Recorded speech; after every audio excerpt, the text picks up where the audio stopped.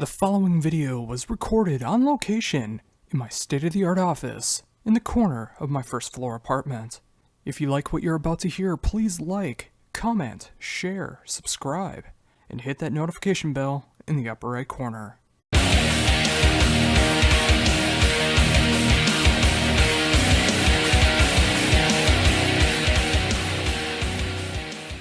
How's it going, man?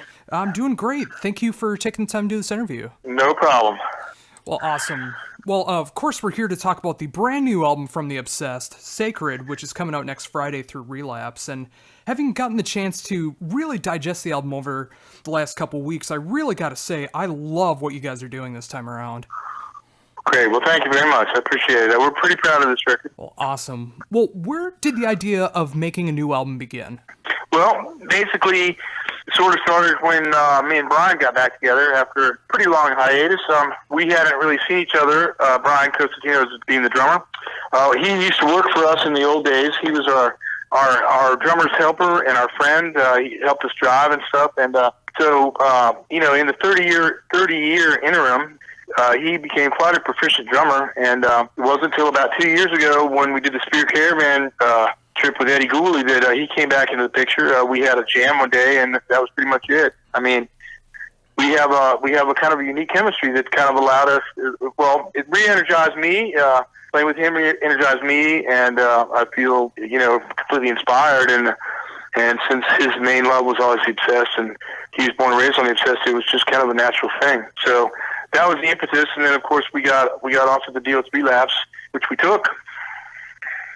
Yeah, and it's so great to see it because I've been such a huge fan of The Obsessed, and I was always hoping that there was going to be some new music, especially when things were getting back together with live shows. So it's great to see in 2017 that there is new music, and like you said, it does sound very inspired, and I'm glad to hear that it is inspired. I mean, from a fan perspective, when I hear Sodden Jackal starting off the album, it feels like full force Obsessed.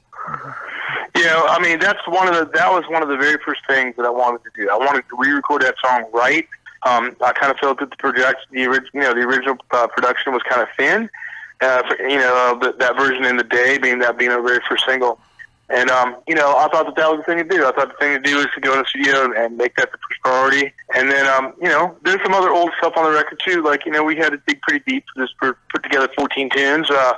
Cold Blood, the instrumental on the record, that's an old song. I wrote that song when I was 17.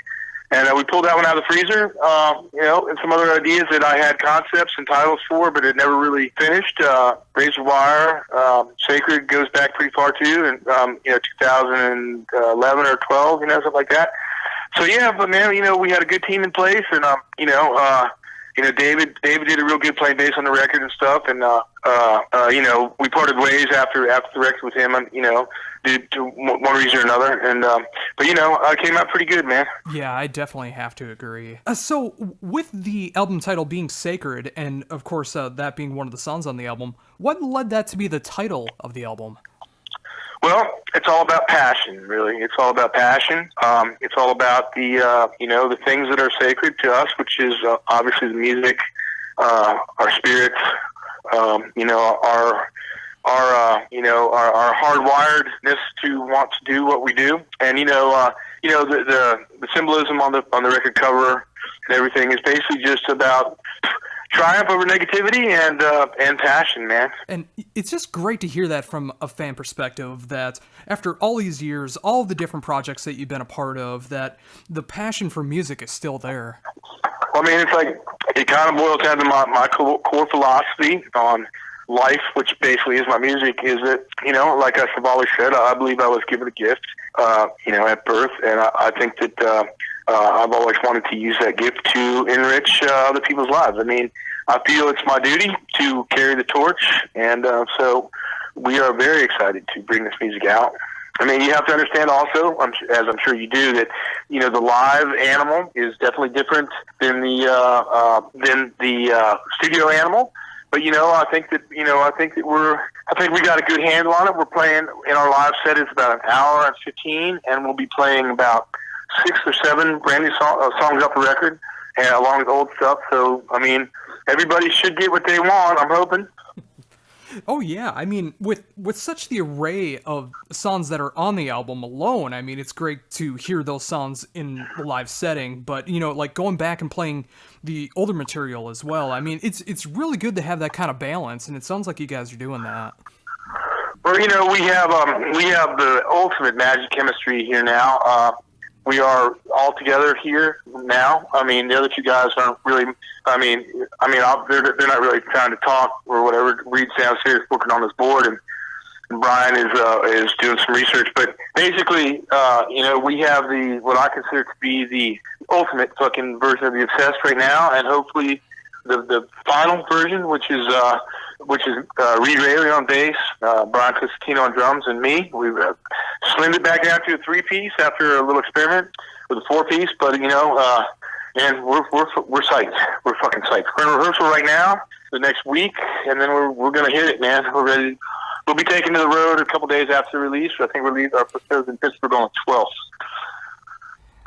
Oh, that is just so cool. I mean, it's great to see that this album is getting the proper promotion it deserves. I mean, with the set, it sounds like you guys are going to have, with the spirit that you guys have within the band, I mean, it's going to make for an incredible show.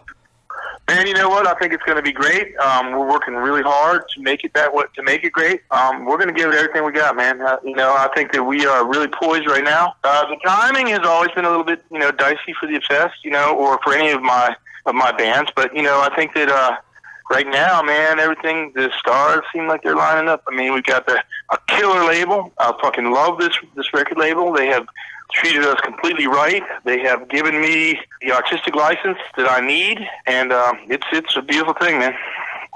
So when it came to the recording process for the album, was there any snags along the way, or did it just feel so natural when you were making the new album? Well, I must say we did feel some pressure. We put some heat on ourselves. Like when we were offered the deal, we took the deal. We had I didn't have the entire record written. We dug pretty deep, like I said earlier. I mean, bottom line is if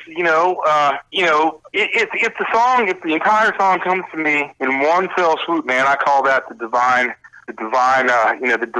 gift, But usually I'll be fine tuning lyrics to up until maybe even to the minute I sing. I could be fucking changing a word or two to make that song just perfect, up until the minute I sing it. I mean, there was little pieces of paper everywhere. I was trying to write finished lyrics for like 4 or 5 songs at once. I mean, I had smoke coming out of my ears. But the good thing is we had a really good team in place with Frank Marchand. He's known as the Punisher. He's also our front of house guy when we can afford to bring him, and Rob Queen, his assistant. With a really good production team, engineering team, and we had the best of both rounds, because Frank he doesn't mix in a recording booth or mixing booth. He's got his shit out in the open room. He likes to mix loud. He likes to track loud. He is the master of the digital realm, but he has a fantastic arsenal of vintage stuff, and so we had absolutely the best of both worlds. I mean, I sang it to a $30,000 vintage World War II German microphone. What can I say, man? It was like orgy of Les Pauls. I mean, it was beautiful. He has enough drums, vintage snare drums, so we basically picked the snare drum sound we wanted for each song. So, it was quite an experience, man. It was very, very, very nice. Oh, that is just so cool to hear. I mean, I know a lot of times when a band can go in the studio, it could just be such a terrible experience, but hopefully come out with a great product. But it sounds like this time around, I mean, it feels like you had that ability to be able to like choose all the right sounds that you wanted to, all the mixing, the mastering, everything. It came out so good. Yeah, man, I think it really, truly is the best sounding record that I've ever done. I mean, I got to tell you, that's really my favorite place to be. Like, my favorite place to be, on Earth, unless I'm with my kids, is with fucking, is in the studio, just fucking digging in, man. I mean, that's really where it's at. I mean, I wouldn't trade all the experience and the world experiences I've had for anything, because, that sort of allows me to have the insight I need to have. And I gotta say, Frank, he's a fucking worldly dude, man. He fucking was able to get into my head. He was able to, a really good engineer has the ability to pull the performance out of the artist without pissing them off. You know what I mean? So I think he was it was a win-win situation. I must say, we definitely put the pressure on ourselves. We were fucking a little bit nervous. We didn't have the whole record written, but we managed, we pulled it off. And I think I'm pretty proud of this record. As you should be, because this is probably one of my favorite releases that I've heard you be a part of. I mean, I love the old spirit of the band there with the modern day technology, the reformation of the band, the lineup, everything is just solid and firing on all cylinders on Sacred. Well, thank you, man. I appreciate that. Oh, not a problem. And starting with April 12th, I mean, you guys are going to be almost hitting every area of the country with an amazing tour package. I mean, it's great to see that you guys are going out for so long in one time to be able to promote the album. Yeah, it's a long run for sure. I mean, we definitely decided it was going to be a little bit too long just for a van, so we're jumping in what they call a bandwagon, which is kind of a new animal. It's a tour bus.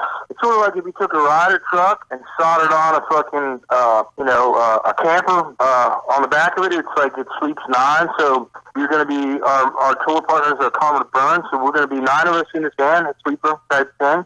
So that'll give us the a little tiny bit more comfort where we can sleep through the night and drive to the gigs. I mean, we do have some pretty hefty fucking hauls on this tour, but 7 weeks is a long time being in each other's pockets. So we try to make it as good as we can. I mean, I think it's a killer package. I mean, Carmen Burns, fucking great band.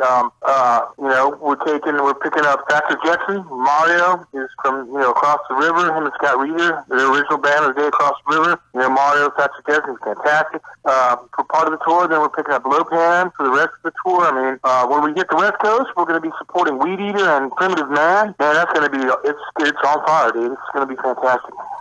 Yeah, and it's definitely deserving as well because the album is that good. It deserves that kind of promotion. And when you're touring with those kind of bands with such legacy and such greatness to them, I mean, it's going to be an overall amazing night every night for all the fans that are going to show up to every show. I think so too. Where are you in Wisconsin? Is that where you're calling from? I got a Wisconsin number, but I'm actually from Minnesota. Okay, all right. So we'll be up your neck of the woods. We'll be up at Berserker Fest for like our third show up Detroit. Well, out in Pontiac, Michigan, actually. So in Michigan. So oh, very nice. I guess that's sort of And yeah, with Berserker Fest, I mean, that is such an amazing bill as well. I mean, it's great to see those kind of festivals going on, especially in the Midwest.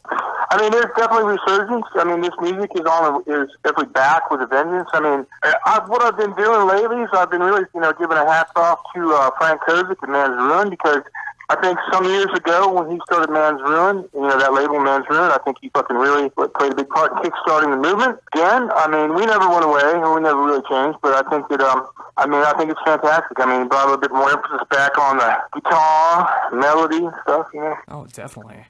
So for you personally, do you have any other plans after the tour wraps up with The Obsessed or any of your other projects, or is just The Obsessed what you're focusing on this is all I'm doing. The Obsessed is what I'm doing, man. This is all I'm doing. I don't have time or focus for anything else. I mean, I will probably play acoustic guitar here and there. I do that.